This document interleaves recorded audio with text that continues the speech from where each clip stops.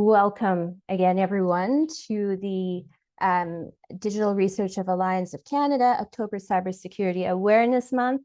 The session today is on cybersecurity hygiene.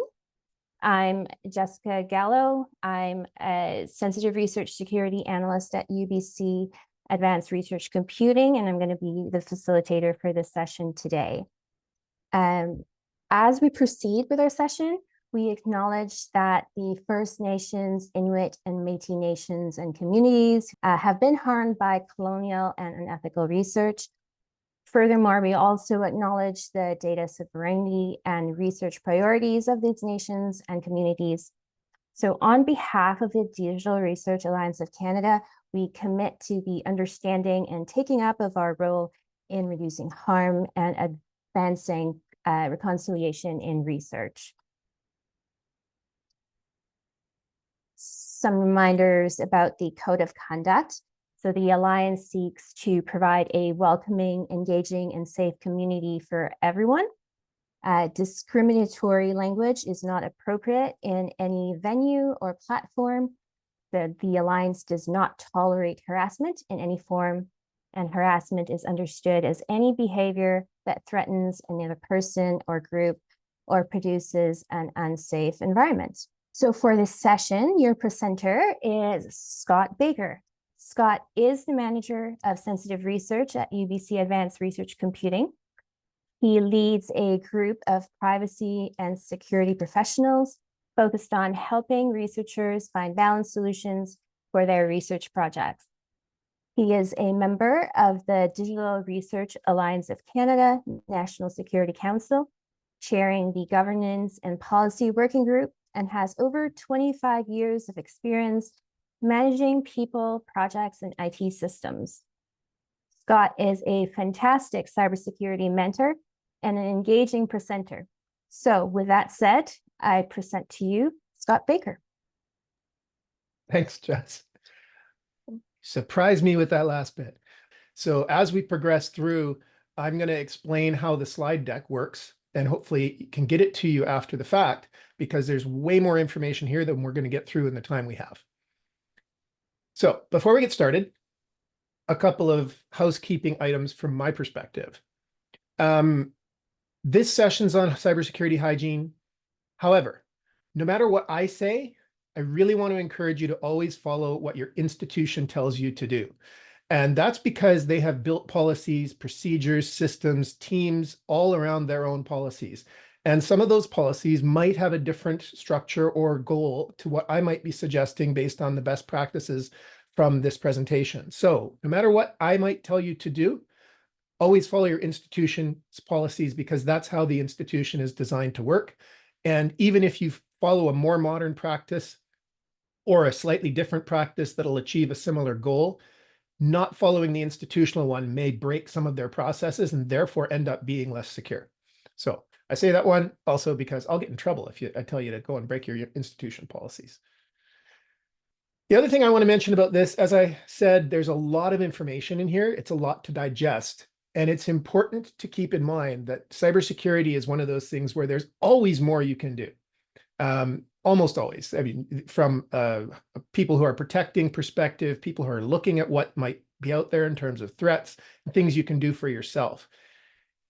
Nobody is really going to expect you to do it all. There's just too much to do. So I'm going to give a whole bunch of different suggestions today. Any of them that you choose to implement are going to help you become more secure. But don't allow yourself to become overwhelmed with all the things you could be doing and just go, oh, it's too much. I can't handle it. I'm not going to do anything. So I'd encourage you instead, try to do one thing, maybe do one thing a month or one thing a year or one thing a quarter to get yourself a little bit more secure. It's all about every little bit helps. And the other aspect of this that is always a great challenge for me is that we're all coming to this with a variety of different backgrounds. So some people on this call, and I know some of you, I recognize some names, I don't know others. Some people on this call are cybersecurity professionals. That's what they do. They know this stuff. Other people on this call might not have any IT background at all. Their focus might be in a completely different area associated with research administration, might be finance, who knows. So I'm going to give a bunch of different tips and tricks and stuff. Some will be more technical and we'll assume you have some IT background. And if it goes over your head, don't worry. And others are going to the IT and cybersecurity crowd, seem like, well, that's pretty basic because they're used to it, but it might be news to somebody else. So bear with me if I say something that seems too simplistic or if I say something that seems too technical.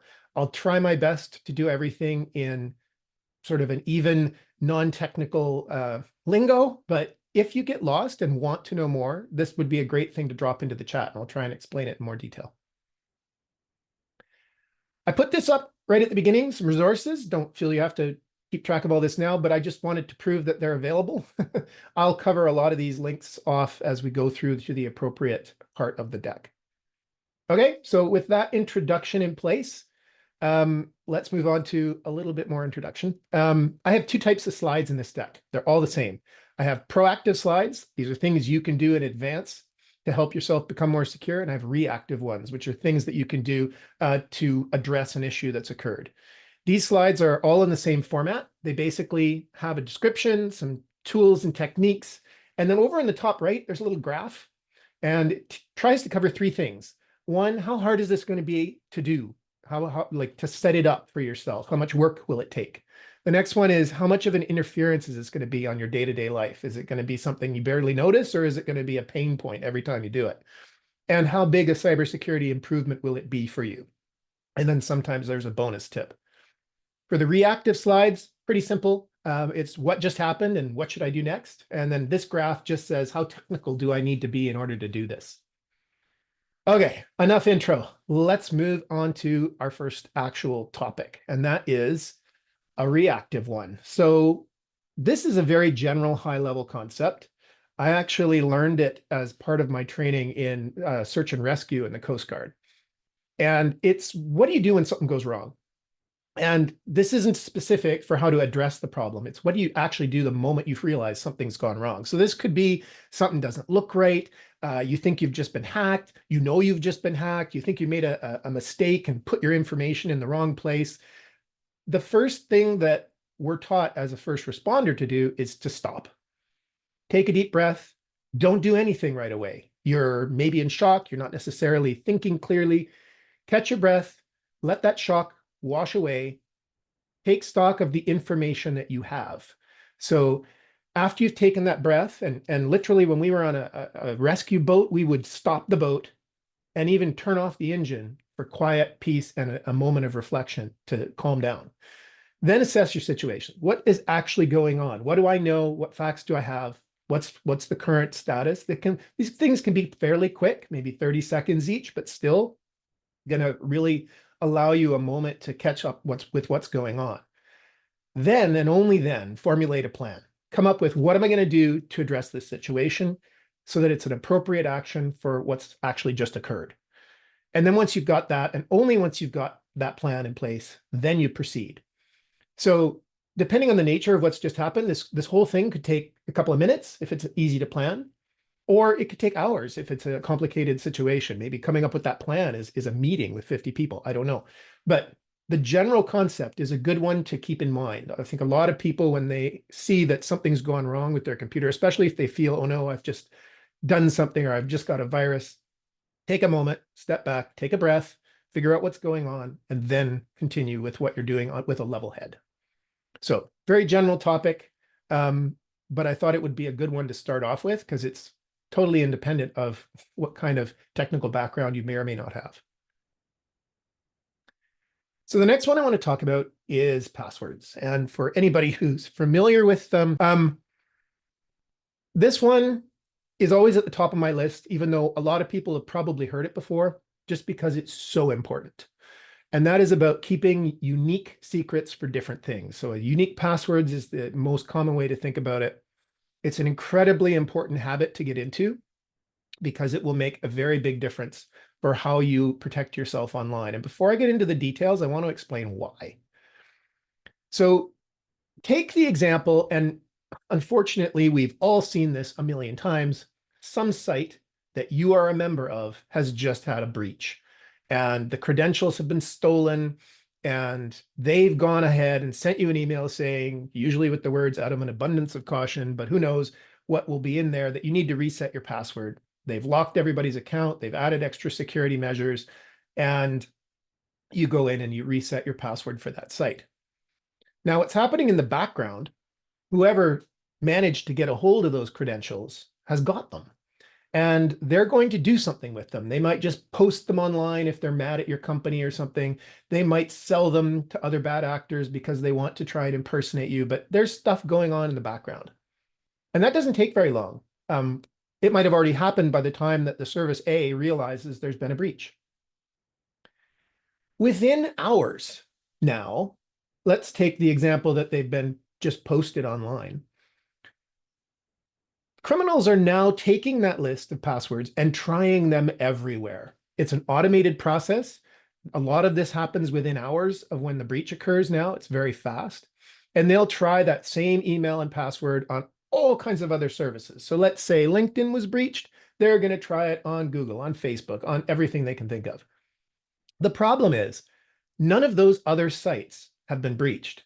So they have not sent you a notification. They haven't reset the passwords, and they haven't done anything additional to protect that particular service, which means if you did use the same password on both service A and any of the other ones that somebody might try it, you're now going to be losing access to that site because they've got you. They've got that password.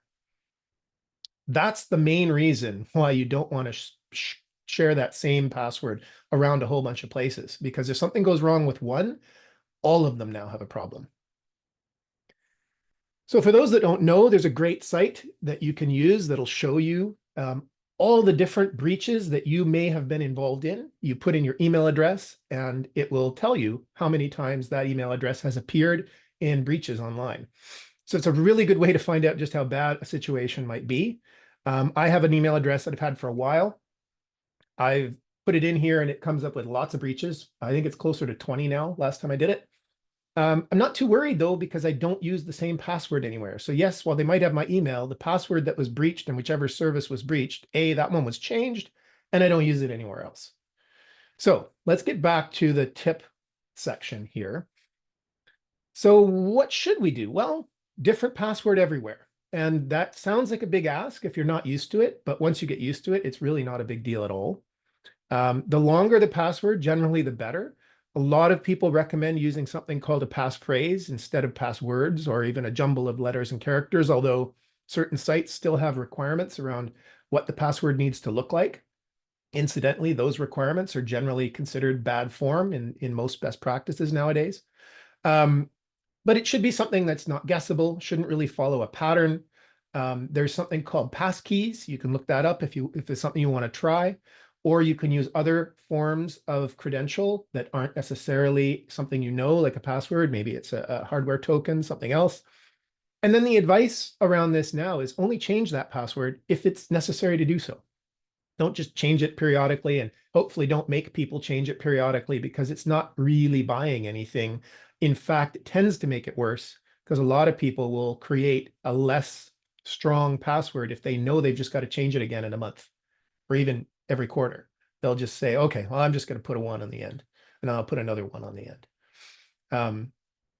This one takes some doing if you're not used to it. There's a bit of implementation time. It can be a bit of an interference if you're trying to come up with passphrases that you remember, and I'll talk more about that. But it's a huge improvement for your day-to-day security life, because now you don't have to worry. If one of those sites get breached, you don't have to worry about all the others. You only have to worry about the one. The other little bonus tip I'll throw in is when you're creating a passphrase, and it is something that you do need to remember, think about also how hard it's going to be to type that in on a mobile keyboard. So if you have added punctuation, numbers, or special characters to that, generally I group them together so that I don't have to flip between keyboards on my mobile phone in order to enter that particular secret. But it's something to keep in mind. How hard will it be to type it in? And the follow-on advice for that one, because if I've got a unique password for every single different site and service that I have to sign into, that's going to be a lot. I probably have several thousand passwords that I've built up over the years. There is no way I could possibly remember those and still make them not easy to guess. And so I don't try. I put everything into a password vault. This is a piece of software that is available. There's lots of free versions online. I've got a couple in those resources that stores all your passwords in a little database that's encrypted. It might be a cloud service. It might be on your local machine. And you just have to remember one password to get in there. It also does a couple of other things that are pretty useful. It will generate passwords for you. And this is how I do all my passwords now. So if you asked me what my password is for Facebook, my answer would quite honestly be, I have no idea. I'd have to look it up because I don't. It's just a meaningless string of letters and numbers that my password vault generated for me. It's about 40 characters long, and I have no idea what it is. That's a very easy system to get used to, because now to enter the password, I just press a key combination on my computer and the password vault puts it into the field for me. I don't even have to type it. So it's actually faster than not using a vault. So it's more secure, it's faster, you have better passwords. There's really no good reason not to use one nowadays, and it can be free. Depends on how you want to set it up. So I'd say this one's a little bit of implementation time because you have to install or get the service or install the software, whatever you're going to do. It's no interference. In fact, it actually makes your day-to-day life easier. And it's a huge improvement because you end up with much better passwords. I personally like to, if I want that extra little bit of security, I don't integrate my password vault and my web browser. Some of them do that by default. I prefer to keep them separate. And the other reason I like to keep it separate is you can store other stuff in your password vault than passwords. In fact, it's a great place to store any important information that needs to be kept secure. Almost all of them will allow you to attach files. So for example, in my password vault, I have a section right the very first thing that says emergency information. In it is a copy of my will, all my ID, my passport, anything that I think people might need if I was suddenly out of the country or stuck or something like that. I can then give the master code to whoever needs to open my vault, and they have access to all that information, but it's not sitting out on a storage location somewhere where it's exposed. I also, and people sometimes feel this is maybe a little morbid, but I like to do it and tell people about it because I find it very comforting to know that I have this there. The password for my password vault is actually in my will.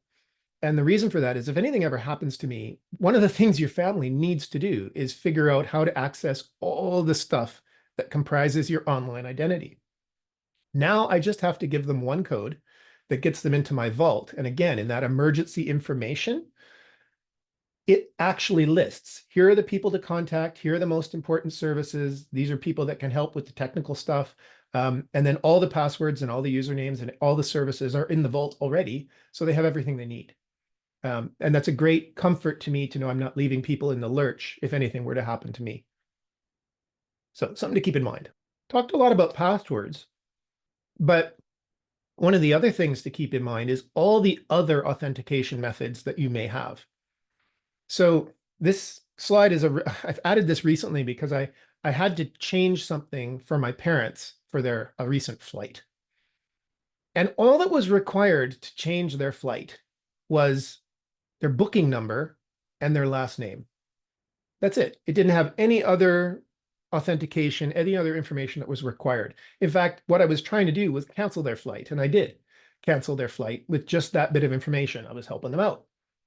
But it kind of surprised me that now, just with those two pieces of information, I could have changed their flight, canceled it. If I had access to that and was not helping them and was maybe a little nefarious, I could have done some serious damage.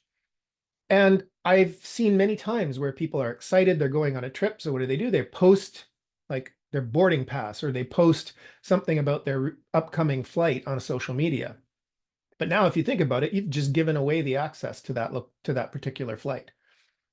This happens in a whole bunch of other areas. So a lot of different services, groups, things you might be doing online will give alternate methods to authenticate yourself and get access to whatever it is you might be doing there.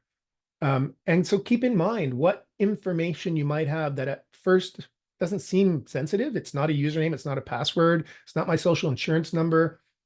Maybe it's a phone number and an address and the institution you have your investments with. It could be all kinds of things that doesn't seem sensitive at the outset, but actually is, because that information would help somebody impersonate you and get access to it. So for example, every time the bank that I have my investments with sends me a letter, and it has no information on it other than my name, address, and their stuff.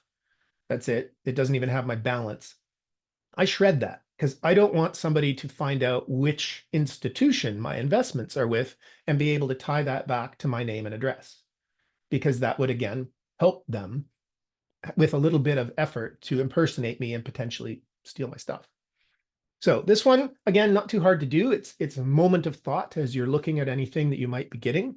A little bit of interference if you now have to shred the document, but not much. And it can be a fairly significant improvement if you don't want somebody to get information about you that they shouldn't have. The next one is multi-factor authentication. And I think everybody here probably has heard about that. The Alliance Federation is doing it now. Most institutions in Canada in the academic space are doing this. Most non-academic space services have an option for it. And I just really want to encourage folks to use it. If it's available on your service, turn it on. It provides a lot of extra protection. It's not a silver bullet, and unfortunately nothing in cybersecurity ever is, but it adds a great deal of protection for your account, because now, in theory, even if they get your username and password, something else is required to get past that block. I see in the chat, can I ask a question? Please go ahead and ask a question. Hi, can you hear me?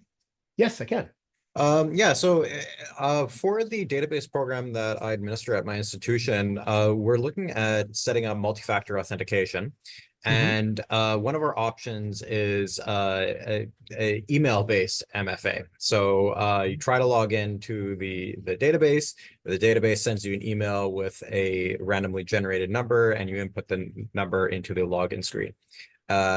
Users' accounts are also administered through their email. So if they forget their password, then they click a button on the login screen and they put in their email and they can reset their password through their email. The upshot of that, to me, means that the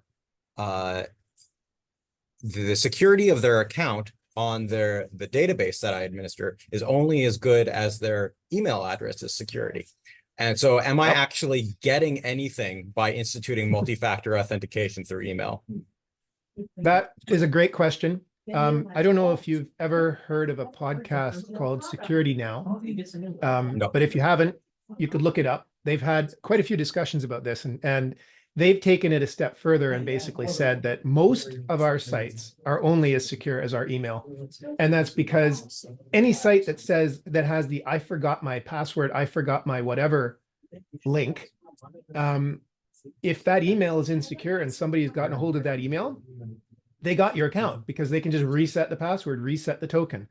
So that was a very interesting process. They talked through a couple of other things associated with it, but what I would say is you still are you're getting something, because especially at an institutional base, those emails are monitored a little bit better. They have typically institutional requirements around how they're secured, and they're a little bit better protected than, say, just somebody with a personal email on Gmail. One of the slides I have coming up, though, actually suggests that if you're going to be using email as a component of your login process or your password reset process, to not have that be the email you use on a day-to-day basis. Set up a separate email that only is used for that function.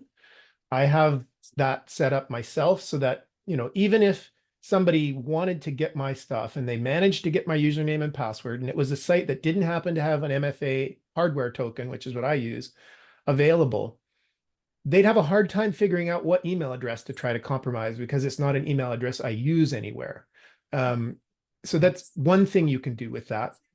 There are some ways that you can time base the code that comes back from a database. So you can say this code is only valid for a very, very short period of time. The person's, in theory, trying to log in. That should happen almost immediately. It's a little more difficult for somebody who might be, trying to watch what they're doing and use that as a method to get in. But yes, it's a problem. It's another sort of a back door that you want to avoid if you can. So, I mean, and I've talked about it here, kind of there's a lot of different options for MFA. SMS is a common one. Unfortunately, that can be spoofed. Email, somebody can get a hold of the email. Your kind of gold standard is something you physically are holding, an actual little token or a little key. Those ones are really the safest forms of MFA, but part of the answer to your question is this is why it's not a silver bullet. It's only part of the multi-pronged solution to try to protect things. Right. So I would say that everything you add makes it better. No one thing is going to make it perfect. And that's kind of the closest case for what the example you were giving. So yeah, I think it's still an improvement for sure. Quite an improvement, because now again, somebody needs more than just the username and password. They need to also get a hold of that email. And in theory, we would have a way to hopefully detect that or see that, get some sort of anomaly and check it out. But yeah, it's a problem. Thanks.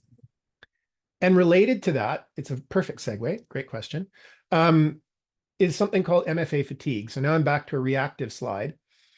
So the example here is I'm getting all these notifications on my device asking, like it's Microsoft or it's Duo, and saying, is you're trying to sign in, press the checkbox, press this, and it's like constant. It's like every 30 seconds, I'm getting another one of these things. This is a common tactic that criminals will try to use to get around an MFA, because if most people eventually just go, oh, stop it, and they'll hit the check mark, which basically just gave access to somebody else to whatever that MFA protected service might have been. So if you're getting that kind of thing happening, do not accept the push. That's the most important thing. It might be annoying. It might be disturbing you during a meeting. If you can't make it stop or you can't deal with it right away, just mute the phone, put it face down, don't look at it for a little bit. But whatever you do, don't accept it, because something's wrong. It might be an automated system. It might be a person actually trying to gain access to your MFA protected service. So what would you do about it? Well, first, if it's related to your institutional life, get a hold of your security group right away. And they can usually help you with this sort of thing. If you've got a general IT support person who can help you, that too. But effectively, what you usually want to do is not using that device if you can possibly avoid it, because obviously the criminals know about that. Get into that account using some other means. Hopefully you have a different multi-factor token that you can use, like a key, because if you use the same one and you try to log in, you're not going to know which one of the requests is your push for multi-factor and which one are still the criminals trying to get in. So use something else to get in and then reset that password. Ideally, if you can't get in because of that loop of MFA issues going on, then the better thing to do is just contact the service provider some other way and say, I'd like you to reset my password. It's generally the safest thing to do. But whatever you do, don't accept the push. It's a common tactic as a way to get around MFA. Okay, I'll jump into a slightly different one. Another real common problem online in terms of security is typo squatting of addresses for websites, or somebody sending you a link in an email that you click on, and it really is a link you shouldn't have clicked on, but it looked like something. A great way to get around this is to bookmark most websites that you actually need to access. And I would suggest that you can even take the URL that you're going to access. When you use a password vault, almost all of them have a field for what the password is for. And it can be a URL to a website. So as soon as you're putting in your username and getting it to generate a good password for you in your vault, also drop that URL in. And the reason that helps you, you're never going to fat finger typo that URL, like hit Microsoft and miss the T at the end or something, and end up on a site that looks just like Microsoft, but it's actually a criminal trying to get your username and password.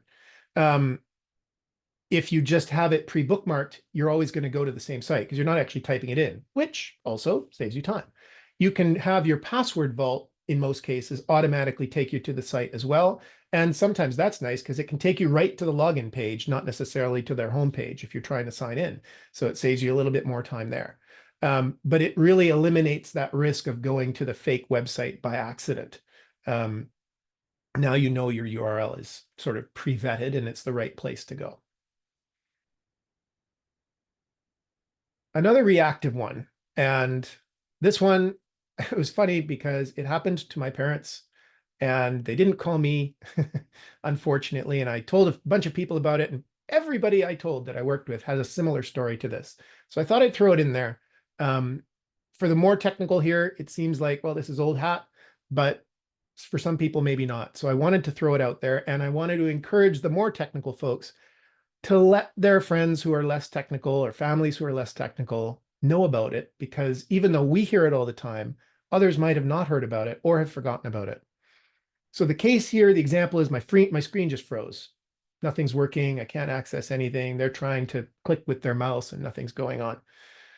And it was because they just visited a website. And now there's a pop-up and it's saying, we've detected malware on your computer. Call this number. Microsoft Security will help sort it out for you. And if you call the number, of course, somebody who sounds like they're officious will say, yes, this is Microsoft Security. How can I help? And that you'll tell them the information. And the very first thing they'll want to do is put malware onto your computer, because there actually isn't anything. It's probably just a JavaScript-based pop-up that makes it look like your screen is frozen, but it's all just fake. And they'll eventually try to extort money from you or commit some other kind of fraud. The message to really tell people who may not know is that these big companies, as much as we're working with them, they're not checking up on you, and they don't have this service. It would be hard for an enterprise to get service where Microsoft is going to let one of their users call in and get help dealing with their desktop endpoint. That would be a very expensive thing, and it's not generally done. For the average user, it's just not a thing. Microsoft will help you set up Windows, barely, and after that, they don't want to talk to you. So it's almost always a scam. For those that aren't familiar with it, one of the safest things to do pretty quickly, if you're not sure, just pull the plug from the internet. That computer doesn't need to be online. If there's a problem, it's better that it get offline as quickly as possible. So pull the plug, or if you're really not wanting to do anything, just turn it off, pull the plug from the wall, and then talk to somebody who can help. But if you're a little more technical and want to fool around, an Alt-Tab in Windows will usually get you past whatever this is, because it'll flip to a different window. And then you can just close that web browser, because it's, again, probably just a pop-up. If it's anything more serious than that, then yeah, then it's going to get more technical. And talk to whichever IT support you usually use, call them using the number you have for them, which probably is in your password vault, hopefully. Okay, a couple others to dive into. This is one of my favorites. And that's auditing your shared folders. It's something that is worth doing every now and then, because we tend to build up cruft. I describe myself as a digital pack rat. I keep everything. I probably shouldn't, but at the very least, I certainly don't want to keep it on an online service that could get breached if it's important. So maybe I had to send my tax return to my accountant. My accountant used Dropbox, and he's saved it only for me, and it's, it's password protected and secure, et cetera, et cetera, et cetera. But 2 years later, that document doesn't need to be there. I don't want it to be there, and I should remove it. But I've probably forgotten it's there. So I'm not going to know to go and delete it unless I go back and have a look. So I review what folders I've shared with other folks, what documents are in those folders, check and see who has access to things that might have been shared via those folders. This is a really interesting facet of OneDrive, SharePoint, Teams that a lot of people are using now. You can share a folder with somebody because you're working with them, and that's fine. And there's just a document in it that's totally innocuous, not sensitive at all. But over time, people might drop other documents into that folder. They may not know that it's shared with that one individual. It might just be part of a group, and all the people on the group appear to be from your institution, but there's this extra little email address base shared on that folder. If somebody now starts putting sensitive stuff into that same folder, that external individual does have access to that information. So you might not even have noticed that it's shared to them, but now all of a sudden it's a problem. So I would suggest periodically, whether this is in your work environment or your personal environment, just go through, see what's online, what's in Dropbox, what's in Google, what are on your folders that you really don't need to have there anymore. If it's a mobile device or a laptop, Same thing just applies whether it's on your hard drive. Maybe, you've got a bunch of stuff you put on there because you were going to have a meeting with a lawyer or something. Does it still need to be there? If not, nuke it. People can't steal what doesn't exist.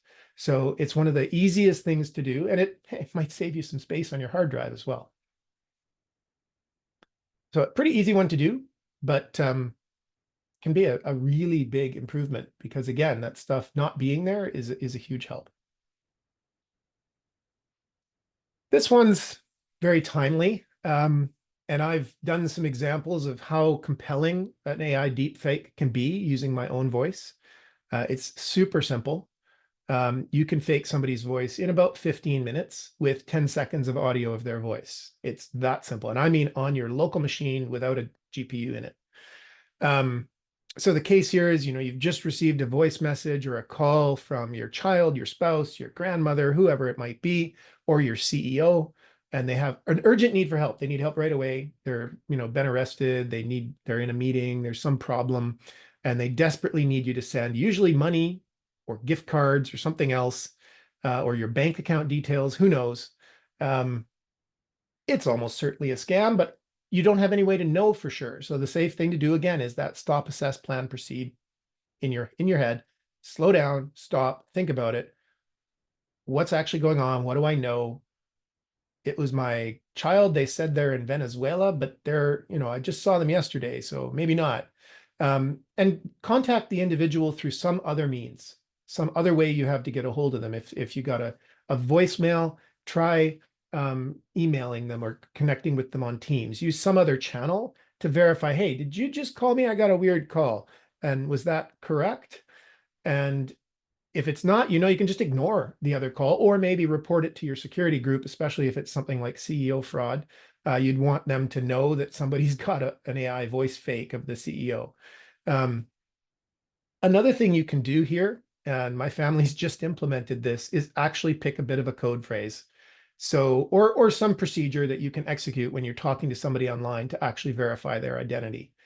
So this can be something that they would know, something that nobody else would know, usually something that is somewhat impossible. So, for example, maybe my mom knows to ask me how my dog is doing, right? It sounds like an innocuous question. I don't have a dog. So if I answered anything about my dog's fine, you've got a problem right there. So anything like that is a great little code, right? You don't have to memorize some code phrase or write it down. You just have a question you can ask that is impossible to answer accurately if you answer it at all. But keep in mind that this is getting much easier to do. There's enough of people's voices in their outgoing voicemail message in most cases to clone their voice, especially at the quality needed to produce something like a voicemail. So with your outgoing message, somebody can fake your voice and make it sound like you for somebody else to receive an incoming message, which is a scary thing.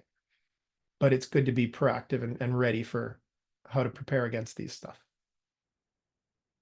I'm going to zip by this next one a little bit because kind of talked about it with the auditing your shared folders, but it's the same thing. If you have information you don't need, just delete it because it can't get stolen when it's not there. The tip here is the important bit, and that is it's pretty important to keep in mind where your sensitive data is. A lot of institutional policies will actually require that you know where your sensitive information is to keep some sort of an inventory of it. And this is partly why. If you don't know where it is and something happens, you don't know if that sensitive information may have leaked out. You also don't necessarily know if the systems that you're working on are protecting it appropriately if you don't know that it's there. So it's always good to keep in mind and keep track of where is all the sensitive information I might have. And if you just stop and think for a moment, how much might be on your home computer? And do you know where it all is and where the sensitive bits are, like where credit card statements might be, where that bank account information might be, where that scan of your driver's license that you quickly threw onto your desktop because you had to send it somewhere. Do you know that it's still there? Is your desktop open and available to your kids or something like that? Lots of things to keep in mind with where is that stuff and how you're protecting it. Another one from the reactive side is you've just received a link. then there's urgency associated with clicking on it. It's a bit like the AI fake, but this one happens more, this is even easier. But it could be in a message, it could be in an email, it could be in a private chat on a service. And you have to click it to get more information, whatever that link may be. And usually it's going to have urgency or sound really interesting, but not always. We used to always say with these things that there would often be bad spelling, or it might have an unusual structure. With all the AI available to the criminals now, this is becoming less and less of a thing. Most of these type of messages where an email link is coming or SMS link is coming, they look totally reasonable. And I recognize some of the people on the call who deal with this every day, and I know they're nodding because it's almost impossible to tell these things sometimes. However, it's very, very easy to deal with it. The simple solution is don't click it. Never click it. There's no real good reason to click a link unless you just requested that. So if I went and said, I need to get a link to this file, and then the email comes with a link to the file, sure, that's reasonable. Or somebody told me, here, I'll send you the link to get to it, and you get it 10 seconds later, sure, that was expected. But if it's a notification from your bank or from Microsoft or anybody else, there's no reason to click the link, because most of these services won't do it, but those that do, and unfortunately some do, also always have a way for you to access it using their main system. So again, if you've kept a bookmark of the site in your password vault or in your browser, the safe thing to do, go to that bookmark, log in normally using your bookmark, which you know is the correct link, and then go and check the notifications on the online service, or go and see what's happening there. And it will tell you right away. If you actually had an urgent notification from that service, it'll be there when you log in, always. And if you actually needed to access something from that service, it'll be there when you navigate through the service normally, rather than clicking that link in the email and having to try to guess, is this legit or not? Safe thing to do, just assume it's not. There's no reason to click on it. So I talked about auditing folders and files, but the other one that's really good to audit is apps. And this is more for your mobile devices, but it's true for your computer as well. Have a look at what's installed on that device. Are you still using it? Is it something that you actually need? Does it potentially have access to things that you don't want it to have access to anymore? Mobile apps are terrible for this. And they also have the other feature that mobile apps sometimes get sold. So there was a great example of somebody that created a measuring tool for mobile phones. Did very little. It just allowed you to measure a very small, because it was the width of the screen, a very small thing, but it got millions of downloads for some bizarre reason. And a nefarious group came to the developer and said, hey, you want to sell your app to us? We'll give you a bucket load of money. And the developer went, yeah, sure. I'm not making anything off this. It's not been modified in 5 years. And I don't know if anybody's still using it. So sure, here, give me money. And sold the app. Now these people have access to that app and to everybody's phone that has that app installed on it. So if you weren't using that app anymore, and probably not, because there wasn't very much reason to do it, the automatic update feature coming from this new nefarious party might change what that app does and do a whole bunch of other stuff you don't want. And there's been examples of this happening with browser extensions, with phone apps, with various other things. So it's pretty important to just have a look. And I make this usually, this is one of my New Year's resolutions. I look at what's installed on my mobile phone, and anything I don't need anymore, I just delete it. I can always reinstall it unless it was something I paid for and I don't have many apps on my phone to begin with. But if it's something I'm not using, it shouldn't be there. And that will, again, eliminate the risk that somebody has a supply chain issue and that app gets compromised that way, or it gets sold and it gets compromised that way, or that app is just tracking me in some way that I don't want it to, and I don't know anymore because they've changed the app over time. Short answer, if I don't need it, it's gone. Might make my phone run faster and save some space too. So it's a bit of work to do. Doesn't really interfere with you day to day unless you accidentally delete something you need. But again, you should be able to get it back. And it's a big improvement, potentially. If something goes wrong, this will prevent it. And again, just feel free to use the chat or raise a hand if you have any questions or want to talk about any of these things. But I can keep going for quite a while. And we're getting close to time anyway. The next one's more of an advanced tactic for the IT type folks or the developers. Anybody who's ever done any development will have known this scenario. I need to quickly find out how to do something. I don't know how to do it. I type it into the search engine. I end up on a website, usually one called Stack Overflow. It gives me a great answer. It says copy and paste this code in, but maybe it's not a well-known site. Maybe it's some other guy's blog or something. And it says just copy and paste this code into your shell. And if you do that directly, you may not actually get what you thought you were getting, because it's pretty easy to hide additional lines of text in what looks like just a couple of words online. So your command that might be just some simple thing that's only going to list the files in a folder might list the files in a folder and then go on to install a whole bunch of nefarious things on your computer. But you didn't see that because you only looked at what was shown on the web page. So the safe way around this is to always paste anything you're going to put into your shell. Yeah, exactly, Jay. For the non-technical folks, that would delete everything. Paste it into a text editor first. It'll show you exactly what you're actually getting from the website before you paste it into something more sensitive and with more power. A lot of terminal programs now actually will warn you if you're pasting more than one line, but that isn't even enough, because it may be all on one line and just half of it's hidden. So the safest thing to do is, if I'm going to paste into my shell anything that is something that I didn't type myself, it's going into a text editor first. It also helps you just correct for mistakes. If you might have, maybe you copied everything but the last character by mistake, and it's missing something at the end, you'll see that, or everything but the first character seems to be the more common. So you end up with a command that would just error out, even if it was not nefarious. But really safe thing to do, to check it first. It's no implementation time. You have a text editor, you're already doing this thing.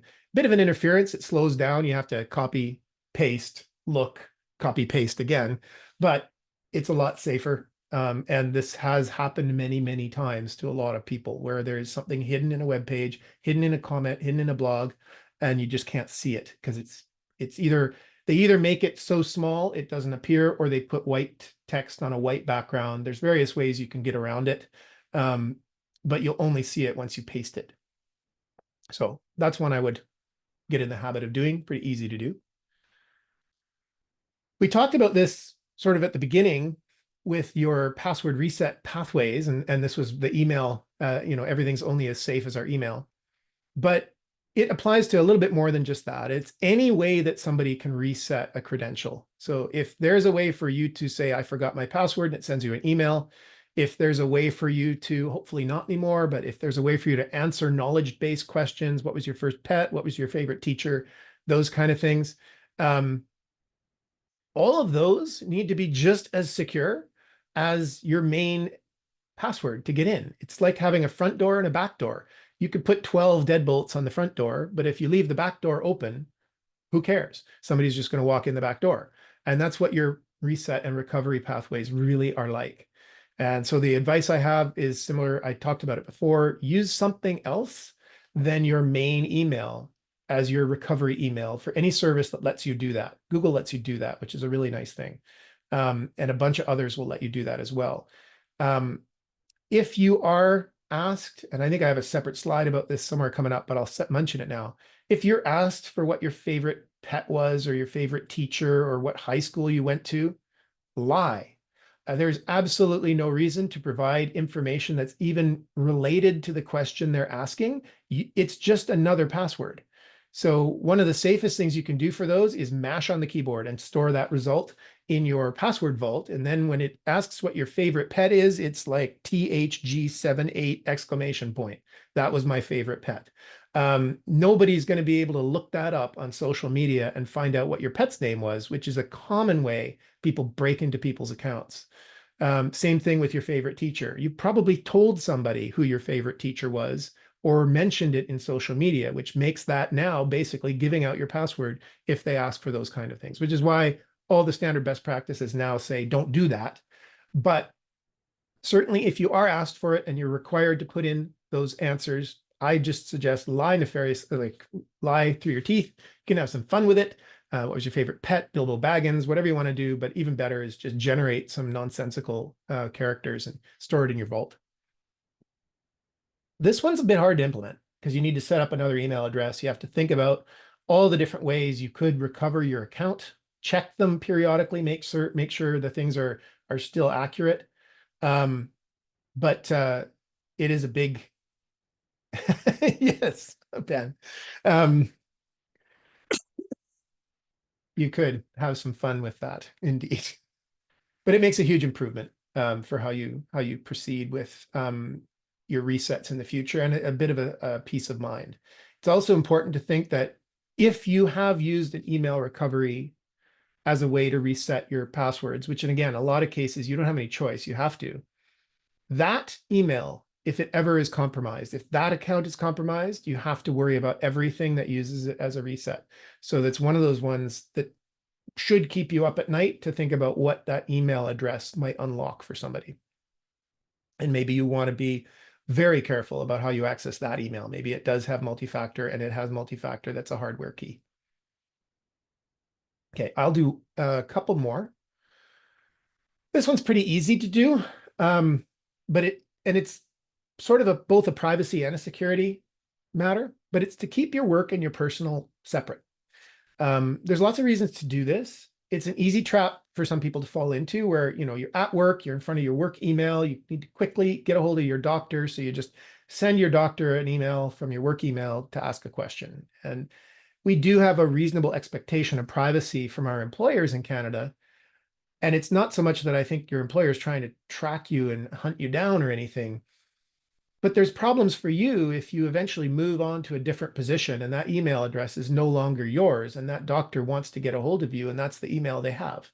They won't now have any way to get a hold of you, and they might send you something assuming you've seen it to that email address, which you'll never see.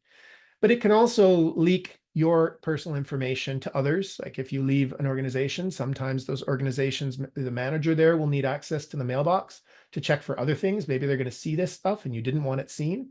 You can get FOI requests in Canada that can go through your emails as a common place to do a search. Might again leak information you don't want to have leaked out. I mean, it's supposed to be sanitized, so that doesn't go if it's not related to the request, but you never know. But it also just keeps everything in neat buckets. It protects your institution because now you're not using that work email address for maybe a password reset or a sign in for something else, and vice versa. It protects you from using your work stuff for something else. So pretty simple to do.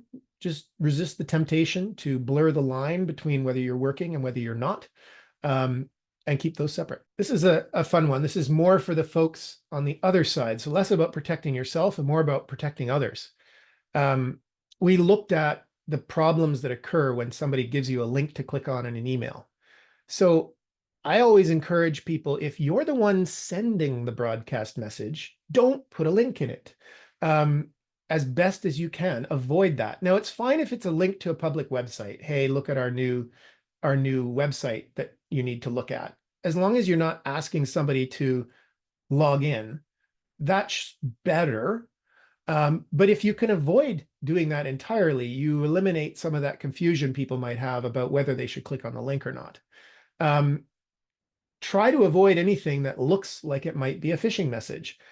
Don't have urgency language in the message if you can avoid it. Use the institutional email servers. This is a big one, because when you get an email that says it's from outside of the organization, and it actually isn't, because they're using some service like MailChimp, or they're using the emailer that came with whatever service this is from, it causes a lot of confusion for the people who are, again, trying to determine, is it safe for me to click on this link or not?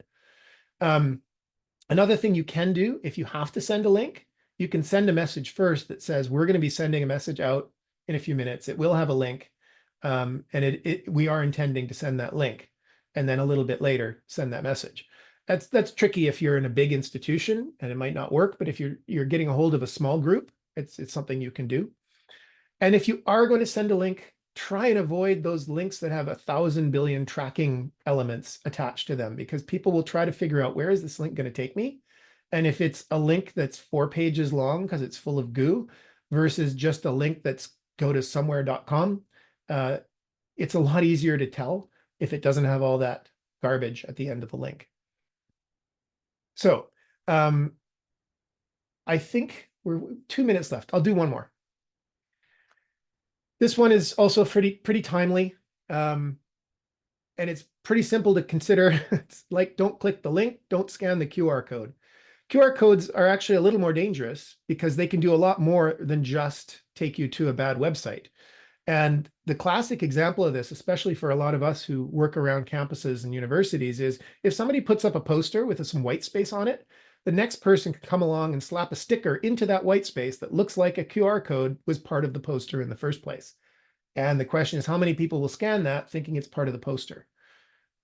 Or they even have a QR code on the original poster and somebody comes along and slaps a sticker over top of it and changes it to some other QR code. Great place for QR codes is a presentation like this, because you can't slap a sticker. Well, you could slap a sticker on your own computer screen, I suppose, but it's not going to help you get to everybody else on the call. So, screen-based advertising and stuff, QR code is perfectly fine. But if you're going to scan it, you should double check where it's going before you blindly go there. And almost all phones will give you the option to look before you leap and see what that link actually is or what that QR code is going to do, because it may not be a link. It may actually be signing you into a different Wi-Fi network, which you can do in a QR code, for example. So always check them, be leery of them, and I would never scan one on a poster, on a lamppost anywhere around campus. So we are right at time. I'm not in a rush, but I'll pass it back to Jessica so that we don't go over. Thanks, Scott, for that wonderful and informative session. I've took some tips. The stop, assess, plan, and proceed is a very helpful reminder, and also the reset credentials and how we need to protect it. We have a question from a participant and was wondering if your slides will be available. I know the recording will be available, but will you be okay hearing? I'm happy to share the slides. I'm just not sure the method. So Okay, we'll figure it out in the details. Yeah. If not, and you're somebody that knows how to get a hold of me, feel free, and I'll just send them directly to you too. Okay. We'll figure that out. We'll send that out. And again, thank you to everyone for joining us today. We appreciate the interest and continued enthusiasm for securing the digital environment. Would love to hear from you. So please feel free to connect with us. Our email is over there. It's nsc-cybersecurity-training.awareness or -awareness at gw.alliancecan.ca. Sorry, it's very long. We'd also appreciate it if you could complete the survey following the session. It's going to be sent out soon. And then join us again tomorrow for the cybersecurity within the controlled access management for research data with Victoria Smith. And do check out our website with the link on the screen there for more cybersecurity sessions this month. We've got lots. So do check that out. And with that, thank you again.